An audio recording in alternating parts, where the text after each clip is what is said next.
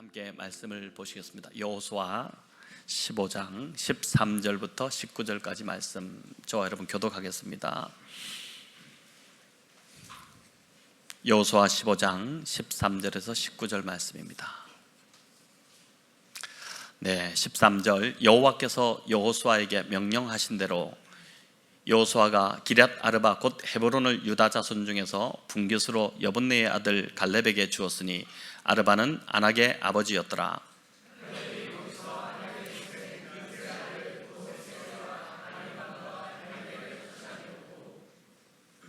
거기서 올라가서 드빌 주민을 쳤는데 드빌의 본 이름은 기럇세벨이라.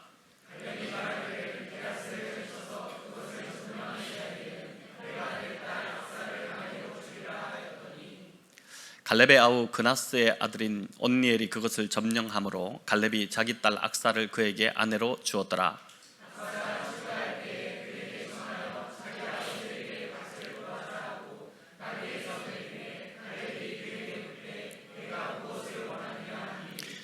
네, 우리 함께 읽을까요? 이르되 내게 복을 주소서. 아버지께서 나를 네겝 땅으로 보내시오니 샘물도 내게 주소서 하며 갈렙이 윗셈과 아랫셈을 그에게 주었더라. 아멘. 네, 금요 기도회 때 이제 말씀드렸지만 여호수아서를 다시 한번 더 개관을 한다면 여호수아서는 크게 두 부분으로 나눌 수 있습니다. 가나안 땅을 정복하는 이야기와 그 정복한 땅을 분배하는 그 이야기입니다. 정복 전쟁을 다루는 내용, 또 정복한 땅을 분배하는 내용, 그러니까 정복과 분배 이 두 가지가 여호수아서의 핵심 주제라고 할 수 있습니다.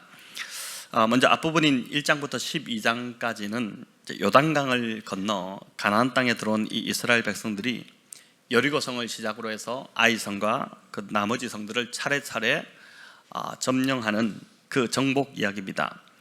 그리고 이어 이제 13장부터는 정복한 땅을 이제 분배를 하는데 특별히 13장에서는 요단 동편에 있던 두 지파 반, 그러니까 갓 지파, 루벤 지파, 므낫세의 그 반쪽 지파에게 땅을 이제 분배하였고 14장에서는 유다 지파를 시작으로 해서 9지파 반에게 이제 그 땅을 나누어 줍니다.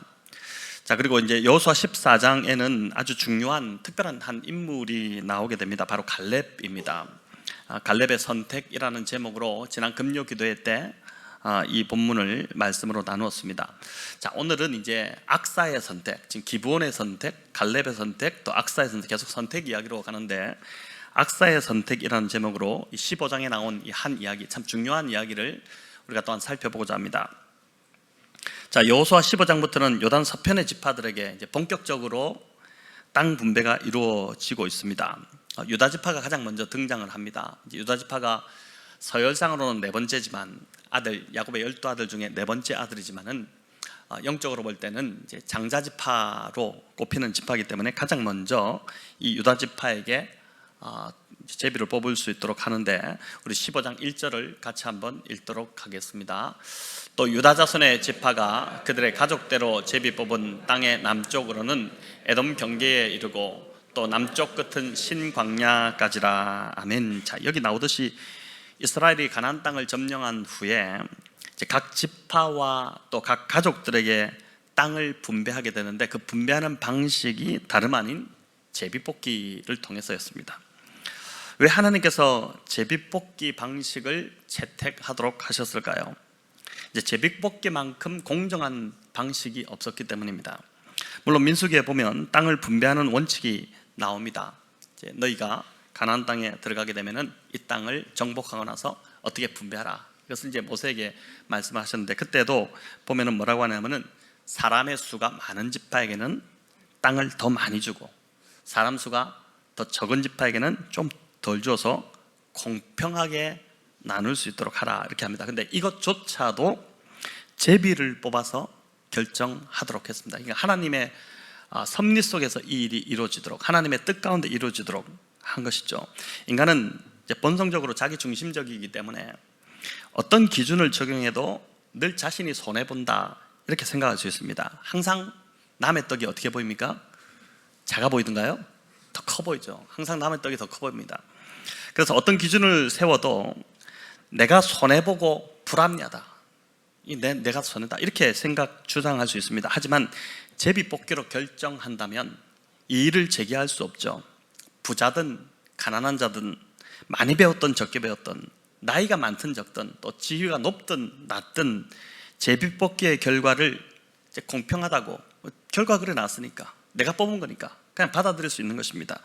그런데 이런 공평성에 대해 제비뽑기를 채택하도록 한 더 중요한 이유가 있는데, 제비뽑기에 하나님의 뜻이 담겨 있다고 믿은 것입니다.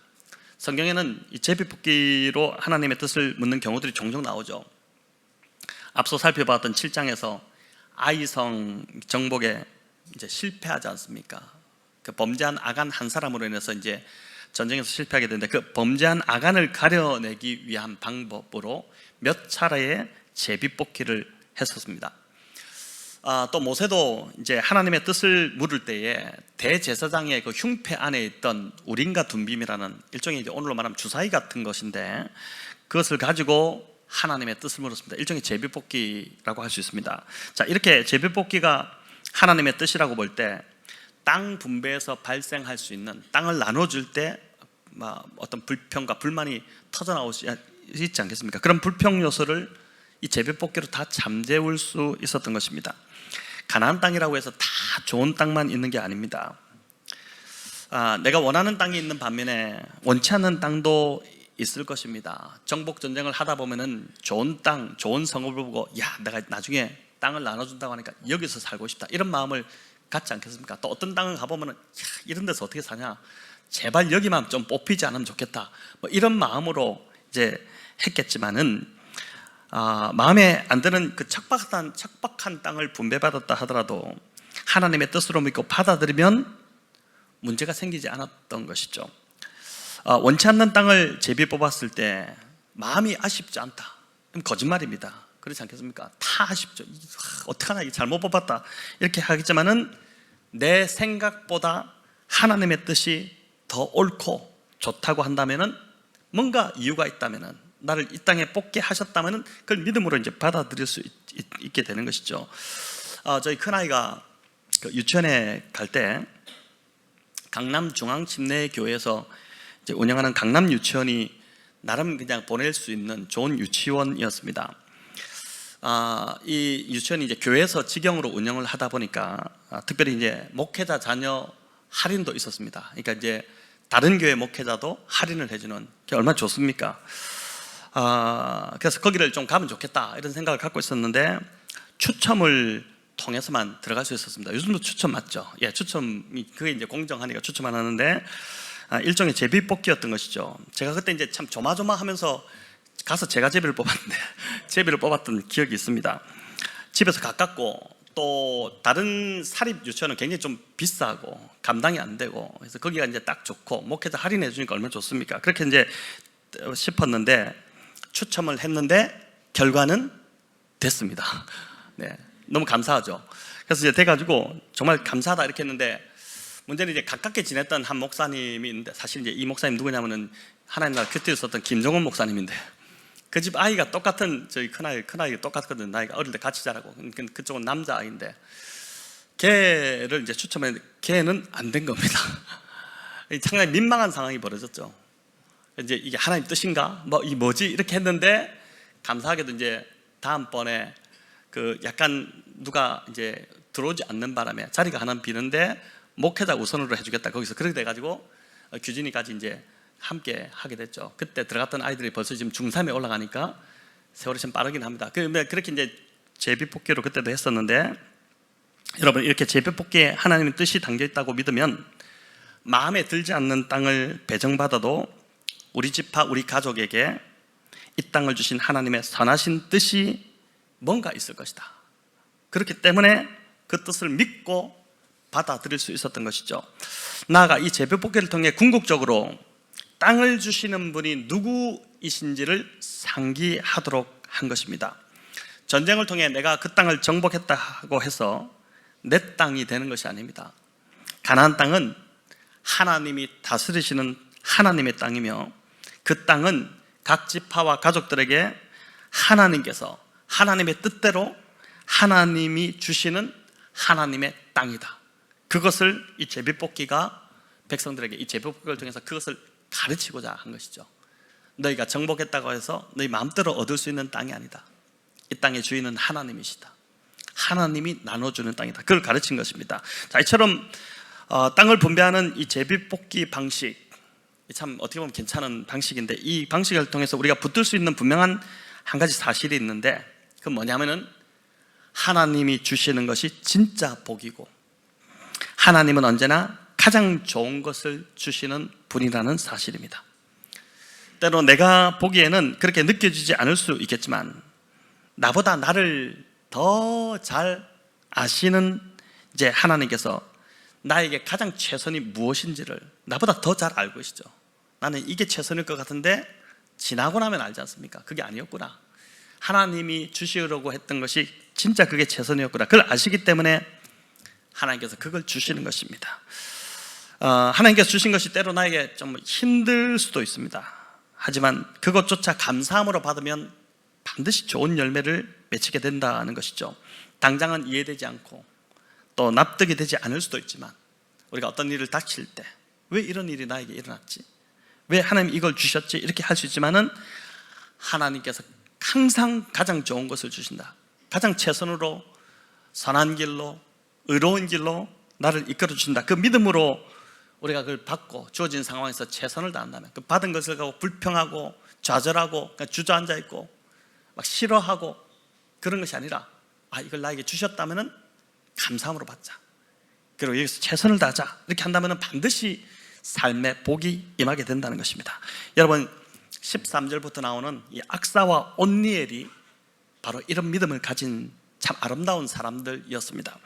13절부터 15절은 갈렙이 기럇 아르바를 치고 이어서 기럇 세벨까지 정복하는 이야기입니다. 이 이름들이 참 어렵죠. 기럇 아르바, 기럇 세벨. 기럇이라는 것은 제가 금요일에도 말씀드렸지만 성읍이라는 뜻이잖아요. 성읍, 성 이런 뜻인데, 아르바의 성읍, 또 세벨의 성읍 이런 것입니다. 근데 기럇 아르바는 아낙 자손들이 살고 있었습니다. 아르바의 후손들, 그 아낙 자손들, 거대한 거인족들인데 상대하기가 대단히 부담스럽고 버거운 자들이죠. 갈렙은 이 아낙에 있던 아낙의 세 아들인 세세와 아히만과 달메를 쫓아냈다, 이렇게 기록하고 있습니다. 이들을 쫓아내는 것, 이 갈렙이 45년 동안 품었던 꿈이고 목표입니다. 여러분, 이 참 좋은 꿈, 좋은 목표를 우리가 품고 살아야 되는데, 갈렙이 이들을 쫓아내는 것, 그 꿈을 이루었으니 이제 좀 편하게 살자, 이제 내 할 바를 다 했다, 이렇게 할 수도 있었을 텐데, 갈렙은 거기서 그치지 않습니다. 우리 14절과 15절 같이 읽어보겠습니다. 갈렙이 거기서 아낙의 소생 그 세 아들 곧 세세와 아히만과 달메를 쫓아내었고, 거기서 올라가서 드빌 주민을 쳤는데, 드빌의 본 이름은 기럇 세벨이라. 자, 드빌, 이게 이제 기럇 세벨이 본 이름이 드빌이라. 드빌의 본 이름이 기럇 세벨이라고 그러죠. 여러분, 드빌을 이제 지도를 찾아보니까 이 기럇 아르바, 즉 헤브론, 기럇 아르바는 헤브론인데, 그리고 이제 기럇 세벨은 드빌인데, 이 헤브론에서 드빌은 좀 더 남쪽에 이렇게 위치해 있습니다. 갈렙의 이런 신실하고 담대한 믿음, 그냥 거기까지만 해도 될 건데 그 의무를 넘어서 더 하는 것이지 않습니까? 이게 이제 헤세드의 정신인데, 유다 지파를 위해서 내가 할 수 있는 만큼, 내 힘이 닿는 만큼 나의 동족 지파를 위해서 내가 최선을 다해서 땅을 정복하는 전쟁을 하겠다. 그렇게 해서 이제 이 드빌을 치게 되는데, 여러분, 이 갈렙의 신실하고 담대한 이 믿음은 다음 세대에 영향을 미치게 됩니다. 그 영향을 받은 자가 바로 누구냐면 온니엘이고 그의 딸 악사입니다. 갈렙의 믿음, 이 갈렙의 믿음은 혼자 좋은 믿음이 아니라 한마디로 말하면 다음 세대를 준비시키는 믿음이었다고 할 수 있습니다. 저와 여러분의 믿음이 이 갈렙과 같은 믿음이 되기를 소원합니다. 우리만 좋은 것이 아니라, 우리만 좋고 우리 세대에서 끝나는 교회가 아니라 다음 세대에게 더 좋은 기회를 물려주는, 더 좋은 환경과 더 좋은 믿음의 어떤 영적인 유산들을 물려주는 그런 우리 세대가 되어야 하지 않겠습니까?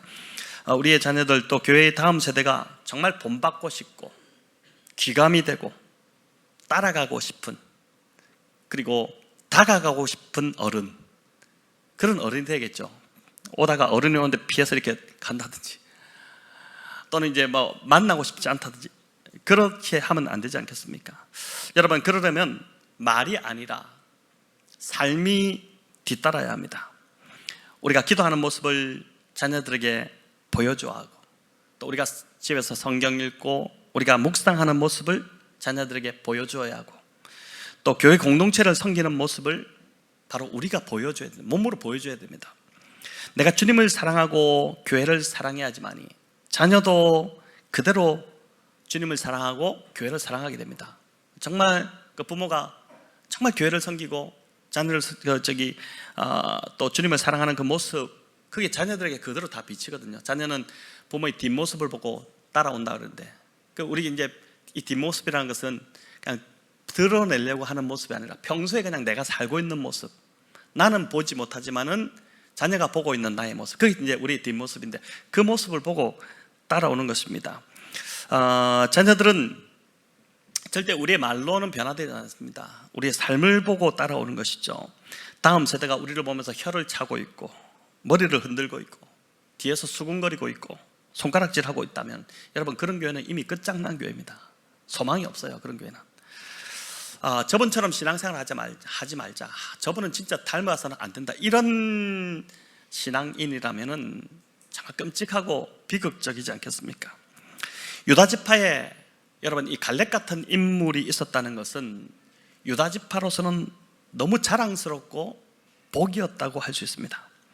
교회 공동체도 그렇고 가정도 갈렙 같은 이 믿음의 사람 한 명이 있을 때 결국 그 공동체는 복을 받을 수밖에 없게 됩니다.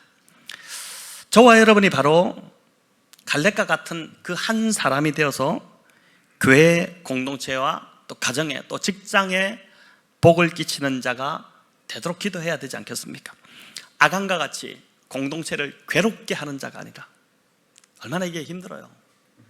그 아간 한 사람으로 인해서 공동체가 얼마나 괴로웠습니까? 괴롭게 하는 자가 아니라 정말 이 기생 라합같이, 또 이게 나오는 갈렙같이 공동체를 복되게 하는, 공동체를 기쁘게 하는 그런 신앙인이 되어야 할 것입니다. 금요일에도 말씀드렸지만 갈렙은 혈통적으로 볼 때 유다지파가 아니었습니다. 14장 14절에 보면 갈렙은 어디 출신으로 나오냐면은 그니스 사람, 이렇게 소개됩니다.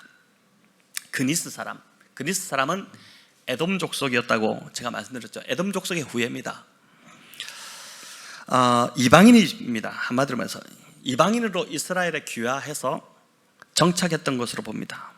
오늘도 다른 나라에 귀화해서 그 땅에서 뿌리를 내리려면 얼마나 힘듭니까?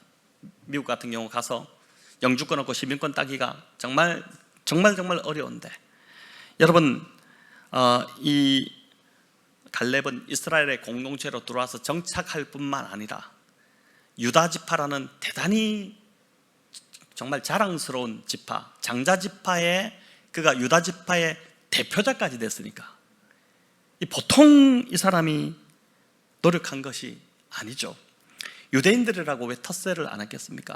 우리나라보다 어떻게 보면 이제 더 텃세가 심하다고 볼 수 있는데, 갈렙이 모든 사람들에게 인정받고 하나님께도 인정받을 정도로 모든 사람이 좋아하는, 모든 사람이 저 사람은 정말 대단하다, 그렇게 할 수 있을 정도, 그런 사람. 그래서 무엇보다 하나님을 사랑하고 하나님에 대한 굳은 믿음이 있었던 사람. 광야에서 출애굽 1세대가 다 죽었는데, 불순종과 불신앙으로 다 죽었는데, 그는 하나님을 순종하는, 온전히 나의 사람 갈렙은 온전히 나를 쫓았다, 그 하나님의 어떤 평가이지 않습니까? 그런 평가를 받았던 그 사람, 그래서 그 믿음으로 가나안 땅에 들어왔던 인물입니다. 여러분, 이런 갈렙의 인격과 믿음에 큰 영향을 받은 사람이 바로 악사와 온니엘이었습니다. 갈렙이 헤브론을 점령한 후에 드빌을 치는데, 여러분, 이 드빌의 뜻은 뭐냐면은 서적의 도시, 이런 뜻입니다. 서적의 도시. 자, 이 무슨 말이냐면은 이 성경학자들은 고대 이 드빌에 아주 큰 도서관이 있었을 것으로 그렇게 봅니다. 즉 이제 한마디로 이 고대의 문화도시의 아이콘 같은 곳이 바로 드빌이었다고 보면 됩니다. 자, 이 드빌 정복에 나서면서 갈렙은 자신이 직접 하지 않고 다음 세대에게 기회를 내어줍니다. 모든 것을 다 자신이 하려고 하고 그 영광까지 다 자신이 차지하려고 하는 그 리더들, 그런 리더들이 있죠. 그런 리더들에 비하면 갈렙은 정말 다음 세대를 준비시키는, 다음 세대를 세우는 정말 겸손한 리더였다고 볼 수 있습니다. 자, 갈렙이 드빌 정복을 하면서 현상물을 이제 오늘 본문에 보니까 걸고 있는데, 우리 16절, 17절 같이 한번 읽겠습니다.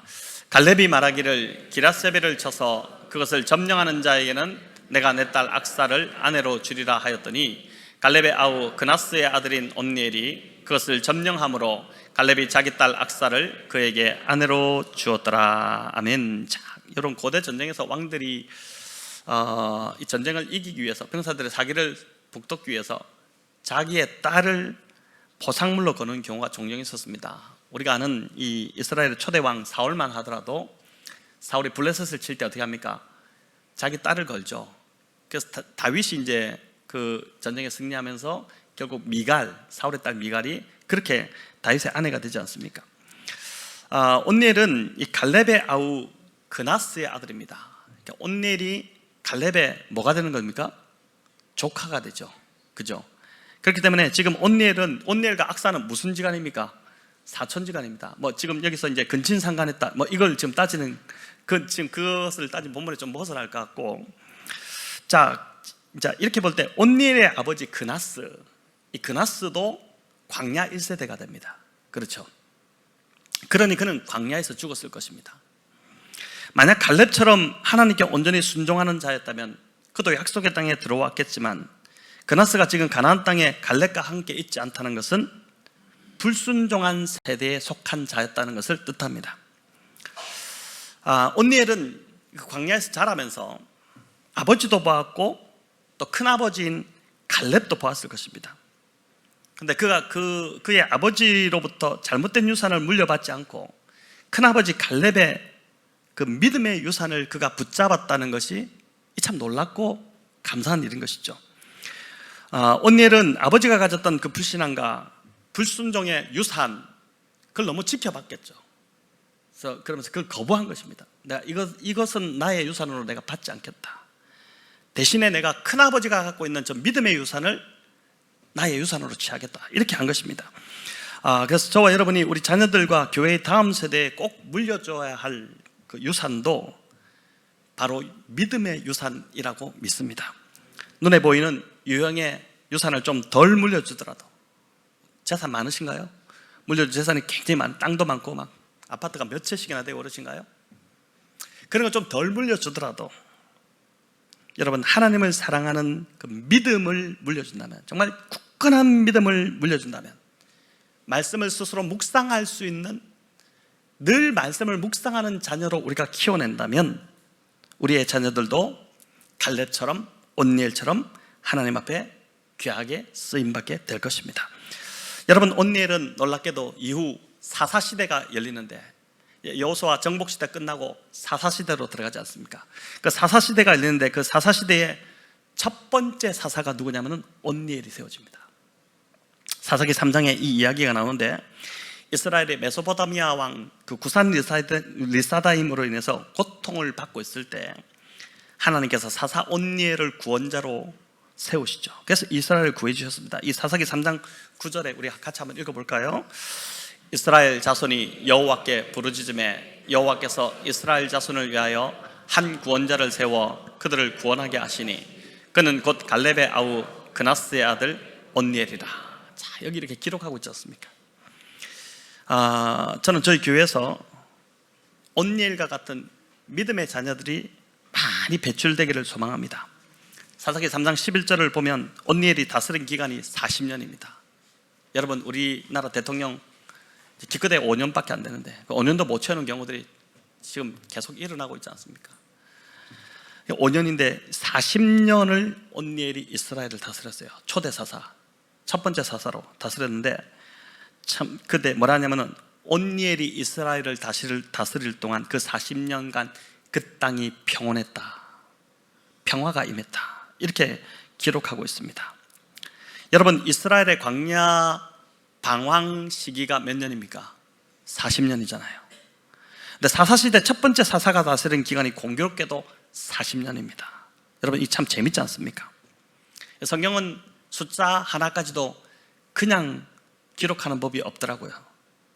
이 대비를 주고 있는데, 온니엘의 아버지 그 그나스는 불신앙과 불순종으로 40년을 인생을 방황하고 다 허비했지만, 그 아들은 갈렙을 통해서, 이 온니엘은 갈렙을 통해서 믿음의 유산을 붙들므로 40년간 이스라엘의 평안을 가져오는 놀라운 사람으로 하나님 앞에 쓰임받게 됩니다. 저는 저희 교회 다음 세대와 또 우리 자녀들이 가는 곳마다, 우리 집 아이들만 하더라도 그 아이들이 가는 곳마다 이렇게 샬롬을 가져오는 자녀들 되기를 우리가 함께 기도하면 좋겠습니다. 혼란스러운 곳, 불안정한 곳에 우리의 자녀들이 들어가므로 그곳이 평안을 누리는 곳이 된다면 우리는 우리 자녀에게 가장 좋은 유산을 물려준 부모로 기억되게 될 것입니다.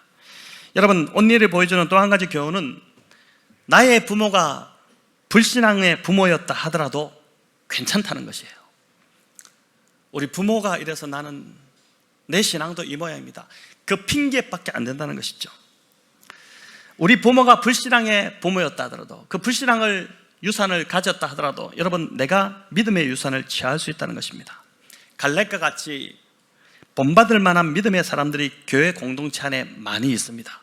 저희 교회만 하더라도 정말 본받을 만한 그런 믿음의 유산을 가지고 계신 분들이 많이 있습니다.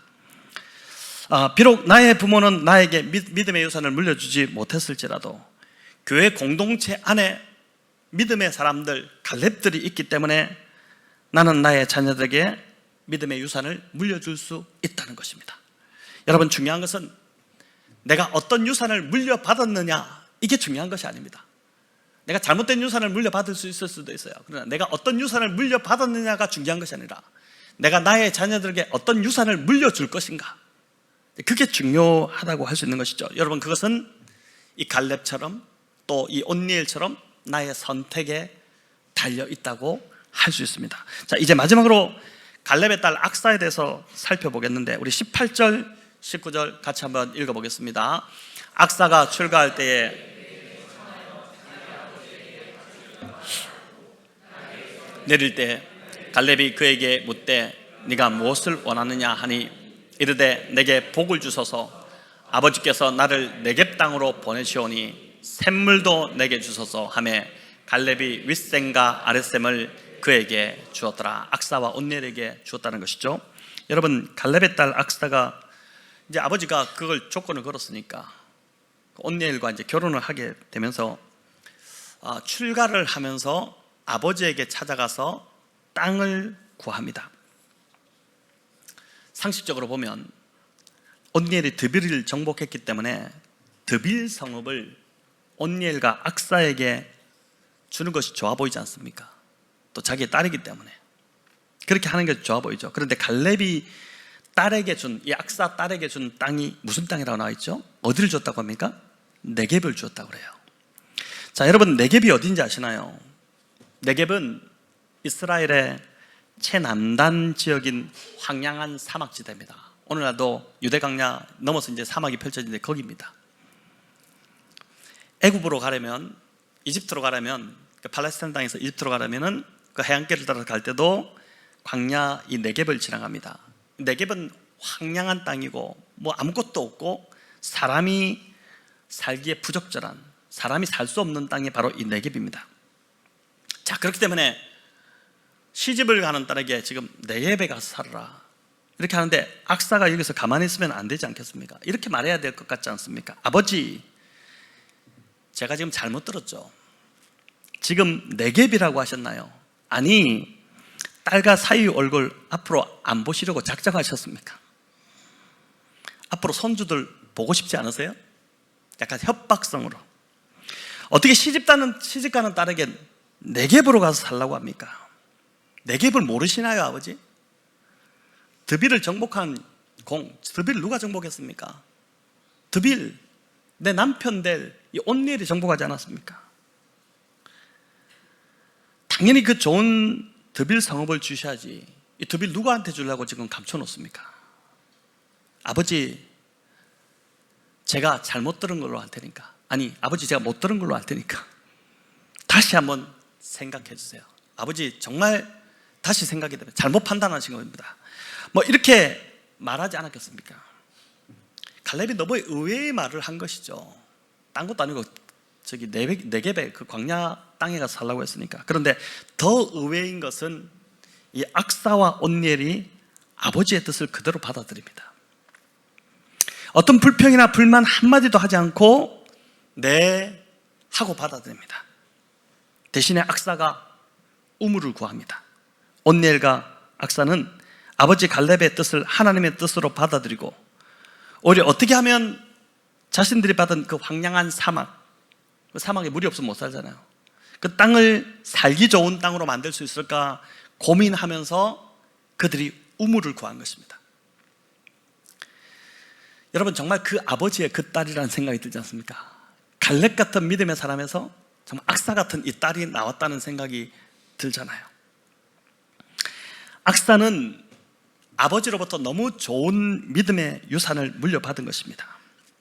그래서 어떤 성경학자는 여기 갈렙이 악사에게 준 윗셈과 아랫셈, 이 셈물인데, 위의 셈, 아랫셈, 이 셈물인데, 이것을 어떻게 해석하냐면은 하늘의 신령한 복과 땅의 기름진 복, 이렇게 해석을 하기도 합니다. 약간 알레고리한 해석같이 보이지만, 여러분, 이 부부가 보인 이 태도, 이 참 예쁜 태도를 보면은 윗셈과 아랫셈뿐만 아니라 거기 있는 모든 셈을 다 주고 싶을 정도로, 그 정도 마음이지 않습니까? 여러분, 온니엘과 이 악사의 모습에서 오늘 저와 여러분이 본받아야 할 그 신앙의 태도가 여러분 보이지 않습니까? 주어진 상황과 환경을 탓하고 불평하기보다 오히려 지금 이런 환경 속에 나를 들어가게 하신 하나님의 뜻, 이건 하나님이 나를 이렇게 들어가게 했다, 이렇게 뜻으로 받아들이고 이 상황을 더 좋고 더 나은 환경으로 바꾸기 위해 내가 할 수 있는 최선의 상황, 내가 할 수 있는 일을 찾아서 그걸 최선을 다하는 것, 바로 그게 온니엘과 악사의 신앙이라고 할 수 있습니다. 다른 사람하고 자꾸 비교하면 할수록 남의 떡이 항상 더 커 보입니다. 왜 저 사람은 저렇게 좋은데 나는 이렇게 살아야 되나? 그러면 어떻게 됩니까? 불평과 불만만 계속 생기게 되고 인생이 점점 더 고달파지고 점점 더 부정적으로 바뀌게 됩니다. 탓하기보다 나에게 주신 것 감사하고 그것을 가지고 더 많은 이득을 남겨보아야겠다. 내가 받은 그것 좀 불합리해 보일지라도, 또는 좀 마음에 들지 않고 어려워 보일지라도 내가 이것을 가지고 한번 최선을 다해봐야겠다. 이게 이제 하나님의 백성의 태도죠. 여러분, 그것이 바로 예수님이 들려주신 달란트 비유이지 않습니까? 받은 달란트가 고작 한 달란트밖에 되지 않는다고 불평해서 다른 사람들은 그 받은 달란트를 가지고 다 열심히 해서 그만큼 더 남겼는데 이 한 달란트는 그냥 묻어둬 버리죠. 결국 그 사람은 그 받은 한 달란트마저 빼앗겨 버렸습니다.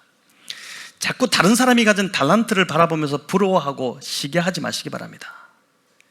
나에게 맡겨주신 것, 그 감사하면서 최선을 다해서 이득을 남기려고 할 때 하나님께서 더 큰 것으로 우리에게 맡겨주실 것입니다. 어떻게 보면 우리를 테스트하는 것이라고 볼 수 있어요. 야, 네가 요것 이렇게 반응해서 이렇게 남겼느냐? 내가 더 많은 것으로, 더 큰 것으로 너에게 맡기겠다, 이렇게 하시는 것이죠. 성도 여러분, 맡은 일에 충성을 다하시기 바랍니다. 하나님의 일을 절대 가볍게 여기고 가볍게 취급하지 마시기 바랍니다. 하나님의 일입니다. 하나님을 위해서 하는 일입니다. 그래서 맡은 자에게 구할 것은 뭐라고 했습니까? 충성이라고 그랬죠. 맡은 자에게 구할 것은 오직 충성이다. 여러분, 충성은 신실함입니다. 충성은 신실함이에요. 또 충성은 감정에 휘둘리지 않는 것입니다. 내가 좋을 때는 하고 내가 기분 나쁠 때는 막 안 하고 집어 던지고 막 이렇게 하는 이런 태도가 아닙니다. 정말 그건 충성스럽지 않아요. 충성은 내가 좀 힘들어도, 내가 기분 나빠도, 기분 상해도 변함없이 하는 것, 바로 그게 충성스러움입니다. 여러분 19절에서 또 더 좋은 하나의 본이 나오는데, 악사가 뭐라고 하면, 우리 같이 읽어볼까요? 시작. 내게 복을 주소서. 누구에게 한 이야기입니까? 악사가 아버지에게 한 이야기입니다. 갈렙에게 내게 복을 주소서, 이렇게 합니다. 자신들이 살아갈 네겝 땅이 진정한 축복의 땅이 되기 위해서는 아버지의 복을 받아야 한다는 것을 알았습니다. 이게 불평해야 될 상황인데, 이게 지금 막 짜증내고 막 대들고 화를 내고 이렇게 해야 될 상황인데, 오히려 그 앞에 가서 아버지 내게 복을 주십시오. 야, 이 한마디에 그냥 아버지의 마음이 다 녹지 않겠습니까? 여러분, 악사가 이렇게 잘 살기 위해서는, 그 황량한 땅을 축복의 땅으로 바뀌게 하기 위해서는 아버지의 복을 받아야 한다는 것을 알았던 것처럼, 저와 여러분 역시 하나님 아버지의 복을 받아야 살 수 있음을 믿습니다. 황량하고 메마른 땅 네겝이 풍요의 땅, 축복의 땅이 되기 위해서는 악사와 온니엘의 노력과 힘만으로는 되지 않습니다. 하나님이 복 주셔야지만이 되는 것입니다. 자, 이제 왜 온니엘이 사사시대의 그 첫 사사로 그 영광스럽게 쓰임받았는지, 또 그가 다스리는 40년 동안 그 땅이 평온했는지를 그 이해가 되실 것입니다. 그들은 하나님께 복을 구하는 자들이었기 때문입니다. 그들의 능력과 힘을 의지하지 않고 늘 하나님을 의지하는 자들이었습니다. 사사기 3장 11절 우리 마지막으로 읽어볼까요? 그 땅이 평온한 지 40년에 그나스의 아들 온니엘이 죽었더라. 자, 이 그나스의 아들 온니엘이 죽었다. 그 땅이 평온한 지 40년에. 저는 저와 여러분의 가정이 이 온니엘이 다스렸던 이 땅처럼 평온하기를 바랍니다. 늘 집에만 들어가면 시끄럽고 다툼이 일어나고 집에 들어가기 싫고 이런 것이 아니라, 저와 여러분의 가정이 이 온니엘이 다스렸던 이 이스라엘 땅처럼 평온한 땅이, 평온한 가정이 되기를 바랍니다. 또 여러분이 속한 직장, 일터가 이렇게 평온하기를 바라고, 또 여러분이 맡고 있는 그 부서들, 또 역할들, 교회 섬김의 어떤 부서들, 또 주일학교, 또 반아이들, 또 내가 섬기고 있는 목장과 내가 속한 목장이 그렇게 평온하게 되기를, 더 나아가서 저는 간절히 바라기를 이 나라가 속히 평온하게 되기를 간절히 바랍니다. 그러려면 여러분도 온니엘과 악사처럼 하나님 앞에 나가서 내게 복을 주소서, 여러분 이렇게 구하셔야 됩니다. 기복적인 복, 물질적인 복, 이 땅의 복이 아니라 하나님이 함께 하셔서 황량한 네겝 같은 나의 가정, 교회, 내가 맡은 부서, 나의 직장, 일터가, 또 이 나라가 평온한 것으로 변하게 하여 주시옵소서. 여러분, 그런 복을 구하셔야 한다는 것입니다. 이제 불평을 그치시고 남과 비교하는 것을 그치시기 바랍니다. 불평과 불만, 그리고 비교하는 것은 그 사람이 하나님에 대한 믿음이 하나도 없다는 증거입니다. 네겝처럼 황량한 사막도 이 악사 같은 하나님 앞에 나와 복 주시기를 악사처럼 구하기만 한다면 축복의 땅이 될 수 있음을 오늘 이 말씀이 보여주고 있지 않습니까? 여러분, 그것을 믿고 구하는 자, 불평하는 자가 아니라 믿음으로 구하는 자, 그 사람이 바로 믿음의 사람입니다. 오늘 설교 제목이 악사의 선택인데, 여러분 이제 무엇을 선택하시겠습니까? 더 이상 불평과 불만과 비교하기를 선택하지 마시고, 눈만 뜨면 자꾸 불평하고 자꾸 그걸 선택하는 거예요. 선택하지 마시고 갈렙 같은, 온니엘 같은, 악사 같은 그런 믿음의 사람들 다 되시기를 바랍니다. 그래서 저와 여러분이 가는 곳마다 분쟁이 그치기를 바랍니다. 내가 가는 곳마다 갈등이 일어나고 소란스러워지고, 내가 괜찮았던, 조용했는데 내가 감으로 거기서 막 분란이 일어나고 시끄러워지고, 그렇게 된다면 여러분 믿음의 사람이 아니죠. 하나님 얼마나 마음 아파하실까요? 좋은 공동체를 깨트리는 사람이 되어서는 안 되지 않겠습니까? 이제 이 말씀을 붙드는 저와 여러분이 오늘 말씀을 들으셨잖아요. 말씀 붙드셔야죠. 그냥 좋은 말 들었다 이러고 지나가면 아무 소용없지 않습니까? 영적으로 성장하지 않죠. 말씀을 꽉 붙들고 이 말씀에서 나의 삶을 변화시키려고 말씀으로 적용시켜야 되는데, 여러분, 이 말씀을 붙드는 저와 여러분이 가는 곳마다 갈등이 사라지고 논란이 종식되고 문제가 사라지고 평온하게 되는 은혜 부어주시기를 간절히 바랍니다.